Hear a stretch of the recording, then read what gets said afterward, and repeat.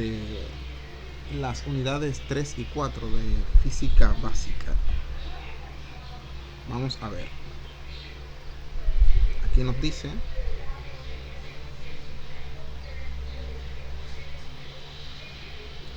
el marco de referencia.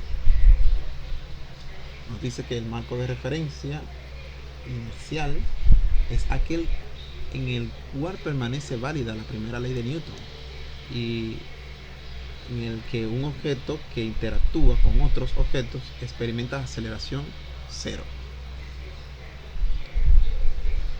La primera ley de Newton, que también se le conoce como principio de inercia, expresa que en ausencia de una fuerza externa, o sea, fuerza neta igual cero, cuando se ha visto desde un marco inercial, un objeto en reposo permanecerá en reposo y un objeto en movimiento se moverá en línea recta con velocidad constante.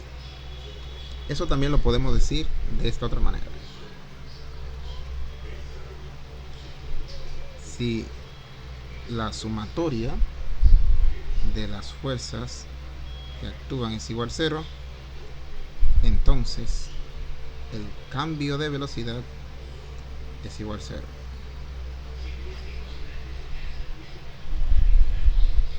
Si es la misma velocidad, permanece constante, entonces el cambio de velocidad es cero.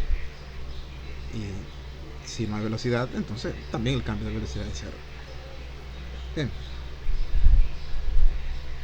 La segunda ley de Newton, esta es la que me define la fuerza.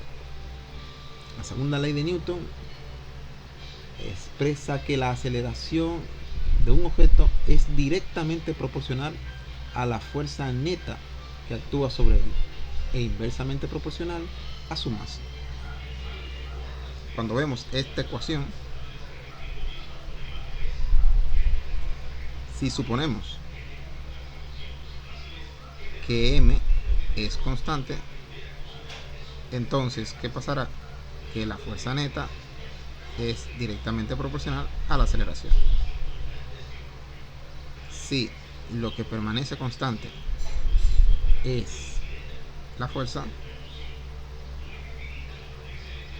entonces la masa es inversamente proporcional a la aceleración. También podemos decir masa inversamente proporcional a A, o decir que la masa es directamente proporcional al inverso de A. Da igual.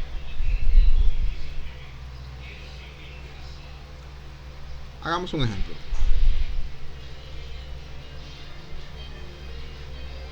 Vamos a decir que una bola rueda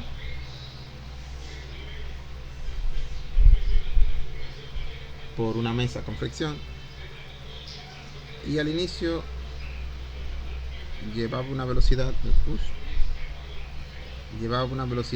de 3 centímetros por segundo y al final se para. ¿Sí? Tiene una distancia que recorrer de, en fin, que tiene una aceleración negativa. Vamos a decir una aceleración de menos 1.3 centímetros sobre segundo. Si la bola es de 10 gramos,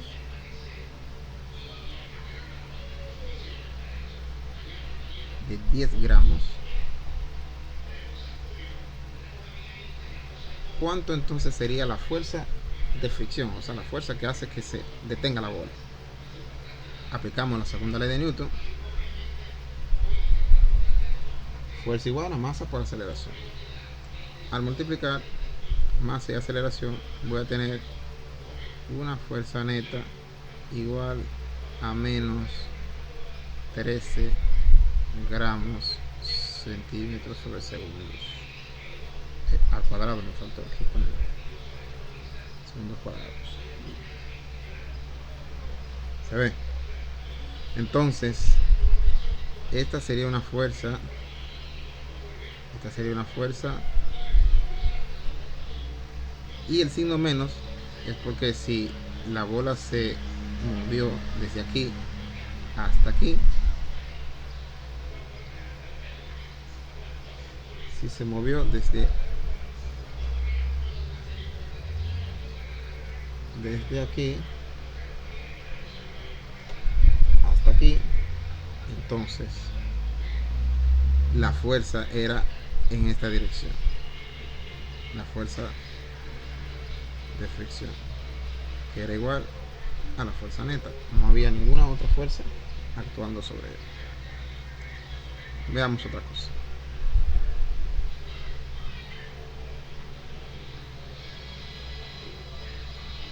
El peso de un cuerpo es la fuerza con que la Tierra atrae hacia su centro los cuerpos colocados cerca de su superficie. Se expresa con esta W chiquita, pero también usted puede decir que eso es fuerza gravitatoria o simplemente llamarle peso. Hay que tener cuidado porque muchas veces queremos confundir peso con masa. Entonces, aunque masa se parezca mucho a peso y existan sus equivalencias, los colmados sufrimos de confundir este asunto. Pero los que ya no somos colmaderos, sino que nos dedicamos a otra cosa, tenemos que tener eso pendiente. Para que peso llegue a la existencia, tuvo que la madre masa multiplicarse ¿con quién? Con el papá gravedad.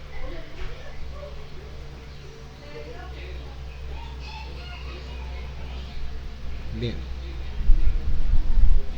Así que cuando estos dos se están multiplicando, aparece el producto.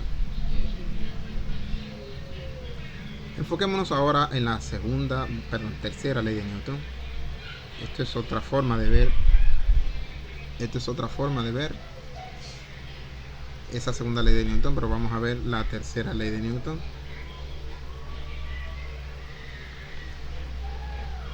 Nos dice que si yo tengo dos cuerpos en contacto,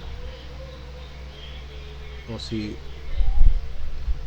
dos cuerpos chocan, el cuerpo 1 choca con el cuerpo 2, la fuerza que el cuerpo 1 le hace al cuerpo 2 será en esta dirección, pero la fuerza que el cuerpo 2 le hace al 1 es en esta dirección.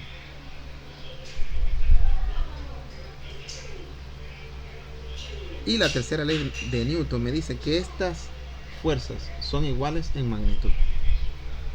Suponemos que si esta es de 5 newton, esta también es de 5 newton, pero una punta hacia la izquierda y otra punta hacia la derecha, aunque ambas sean horizontales, una hacia la izquierda y otra hacia la derecha. Por eso en la tercera ley de Newton aparece este signo menos, indicando que el sentido de la fuerza es opuesto.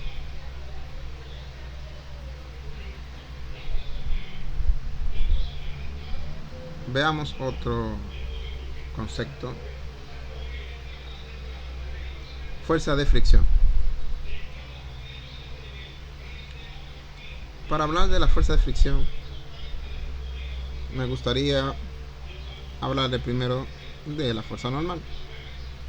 Suponemos que este objeto está descansando sobre una superficie horizontal.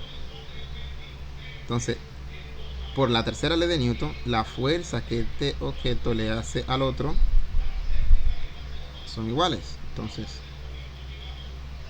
vamos a decir con negro, vemos la fuerza que este objeto le hace a la superficie, pero la superficie también le hace una fuerza, y esa fuerza se la hace al objeto hacia arriba.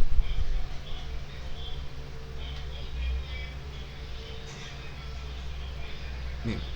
esta fuerza que hace la superficie al objeto hacia arriba se le llama fuerza normal. Entonces la fuerza de fricción se define como el coeficiente de fricción. Este coeficiente depende de las propiedades de la superficie que entran en contacto por la normal.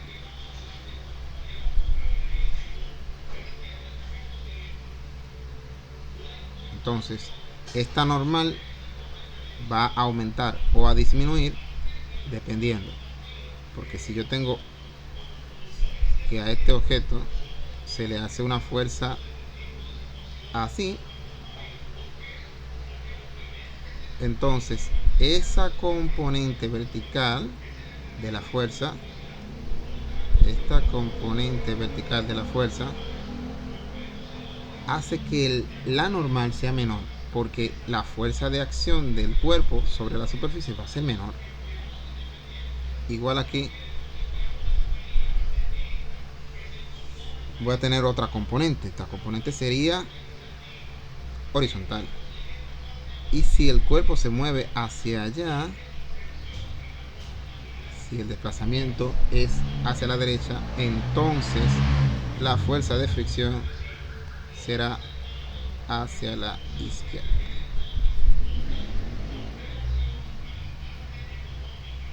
Bien. Seguimos en el resumen.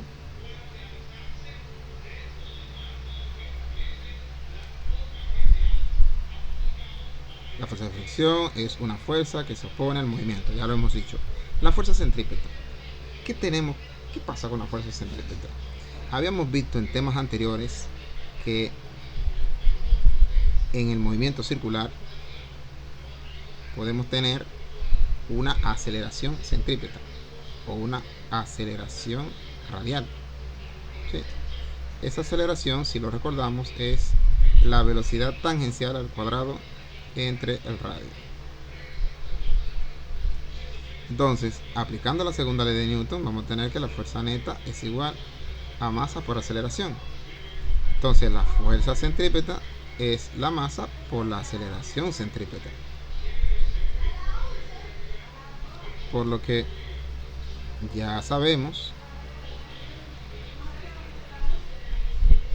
que la fuerza centrípeta será igual a la masa, la velocidad tangencial al cuadrado entre el radio.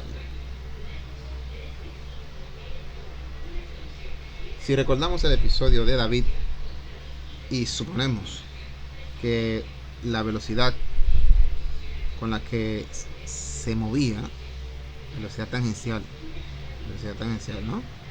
Con la que se movía la onda era de unos 3 metros sobre segundos. Y si la onda tenía un radio de 1, para ser más sencillo, de 1 metro, vamos a suponer que la piedra era de algunos 0.08 kilogramos.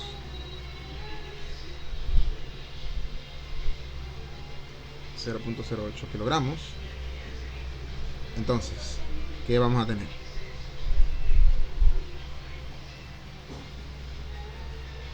Que la fuerza centrípeta será igual a ¿qué?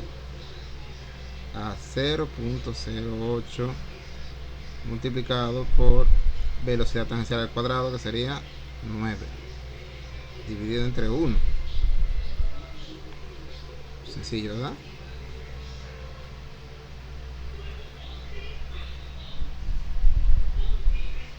Entonces, eso me queda como 9, 0.8 por 9 entre 1, que me da exactamente lo mismo, 0.72.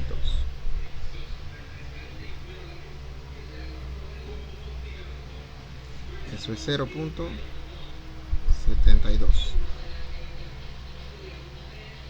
Newton. La fuerza centrípeta es siempre en dirección del radio, en este caso hacia adentro. centro, apuntando hacia el centro, en la misma dirección y sentido que la aceleración centrípeta. Entonces, ¿qué es el impulso?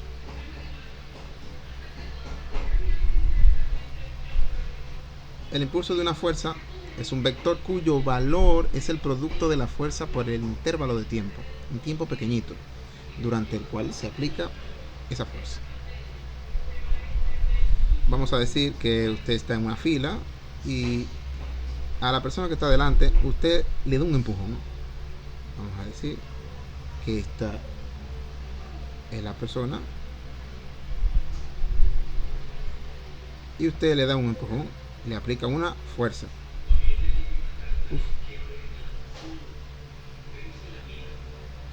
Usted le aplica una fuerza. Le aplica una fuerza para allá. Entonces,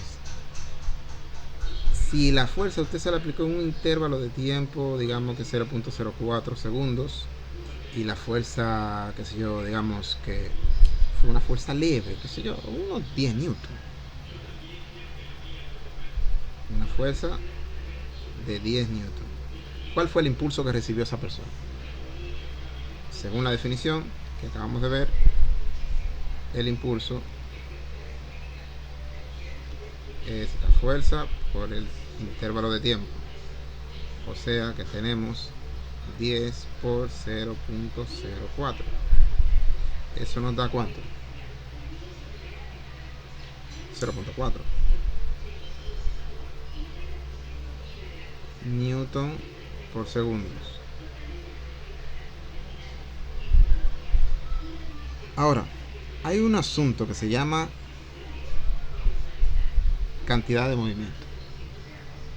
La cantidad de movimiento se simboliza con una letra P, lo ponen en negrita algunos autores, otros le ponen una flechita, indicando que es una cantidad vectorial. Se obtiene con el producto de la velocidad por la masa, o masa por velocidad. Y hay un principio muy bonito de conservación acerca de esto, pero sigamos hablando de la cantidad de movimiento. Le decimos P con una flechita adelante. Vamos a decir que si un objeto tiene una velocidad inicial de 3 metros sobre segundos y luego duplicamos esa velocidad del objeto y luego es de 6 metros sobre segundos, 6 metros sobre segundos, entonces el cuerpo se aceleró. Sí. Ese objeto se va moviendo, le hago una fuerza al objeto y lo acelero a 6 metros sobre segundo. Ahora, el tiempo que yo duré aplicando esa fuerza generó en el cuerpo un impulso. Pero ¿y si no tengo la fuerza? ¿Cómo lo hago? O si no tengo el tiempo, ¿cómo lo hago? Vamos a ver. Si detallamos qué es la fuerza, podemos ver que la fuerza es masa por aceleración. ¿Y aceleración qué es? Cambio de velocidad entre el cambio de tiempo. Por lo tanto, ¿qué va a pasar? Que el impulso, a pesar de que yo lo puedo calcular como fuerza por el intervalo de tiempo, también podría calcularlo como m delta v sobre delta t por delta t.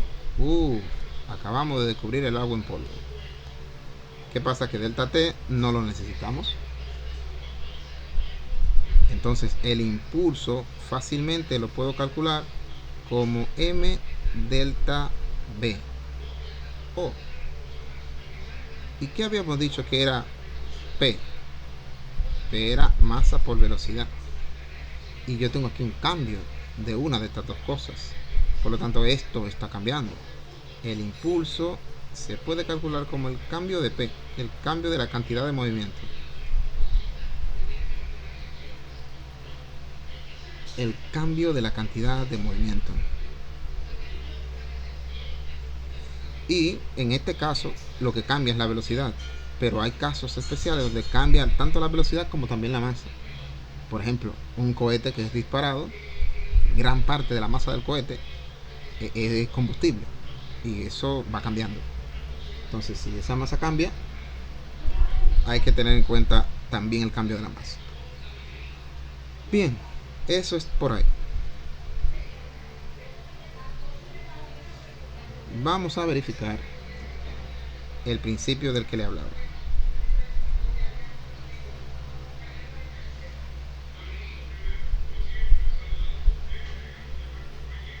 Como le decía, efectivamente,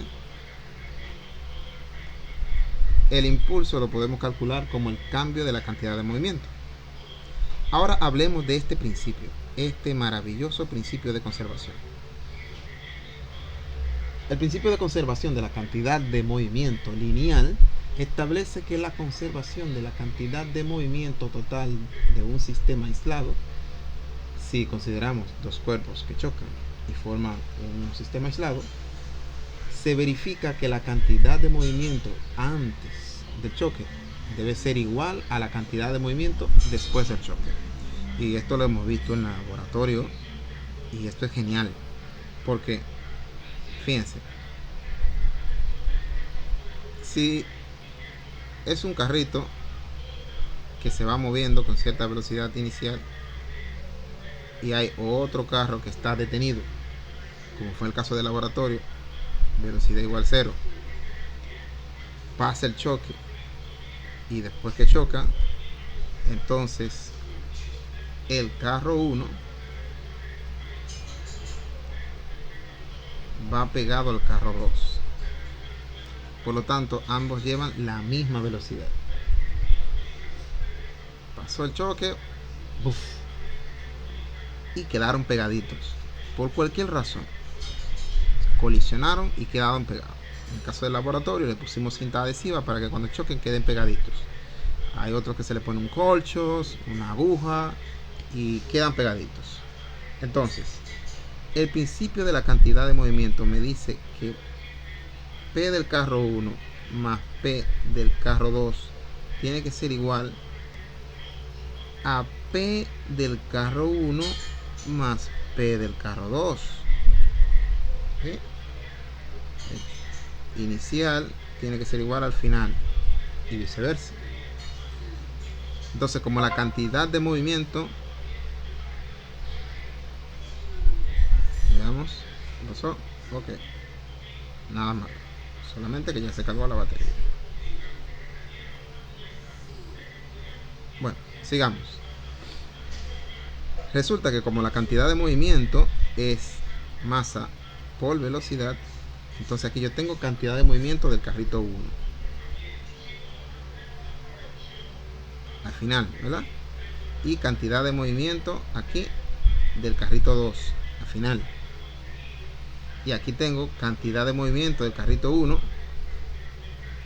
inicial y cantidad de movimiento del carrito 2. Pero ¿qué pasa? Sucede que como este estaba en reposo, esto se volvió 0. Estaba en reposo y esto se volvió 0. Y como estas dos van juntas, entonces M1 más M2 van juntas y llevan la misma velocidad.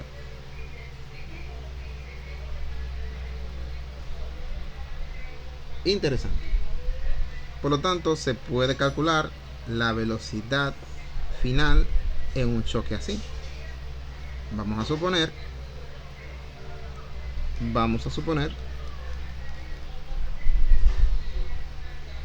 que la masa del carrito 1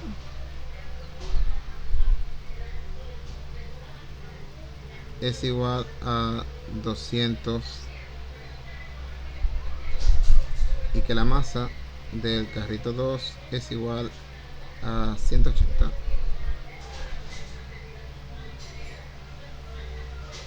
Vamos a decir que la velocidad del carrito 1 inicial era de 30, vamos a decir 30 metros, no, centímetros sobre segundos, y esto sería gramos. Entonces, ¿cuál sería la velocidad final? ¿Cuánto sería la velocidad final si en este choque los carritos van juntos? Entonces, la velocidad final sería, despejando desde aquí, esta suma de la masa la paso a dividir, por lo tanto me quedaría M1 V1 inicial por M1 más M2 por no entre. Bien,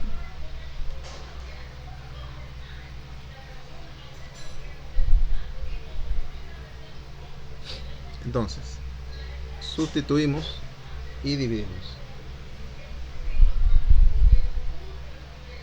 Sustituimos y dividimos. Aquí vamos a tener 200 por 30, eso es mucho, y aquí debajo vamos a tener 380. Vamos a ver cuánto es.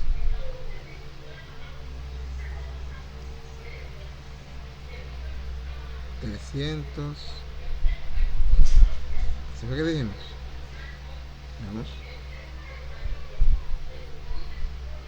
No, no 300. Es 200 por 30 entre 380. Entonces, decimos que es 200 por 30 entre 380. Eso me da 5226.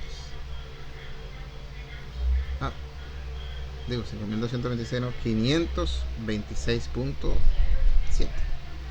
Entonces, esto me da 526.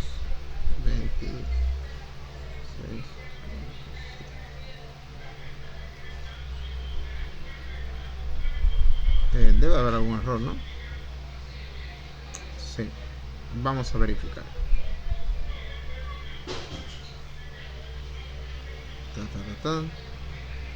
Porque la lógica me dice que esto debe ser menor, pero hay un error quizás en el cálculo. Vamos a ver, hagámoslo al pasito, despacito.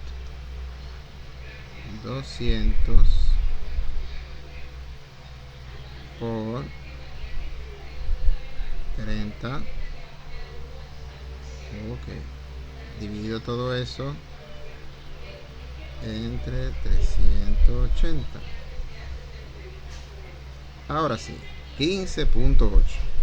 La lógica me decía que tenía que ser menor. Vamos a ver, 15.8. Entonces esto es 15.8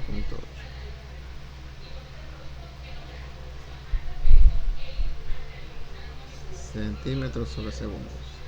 Esta sería la velocidad final que llevarían estos carros después del choque.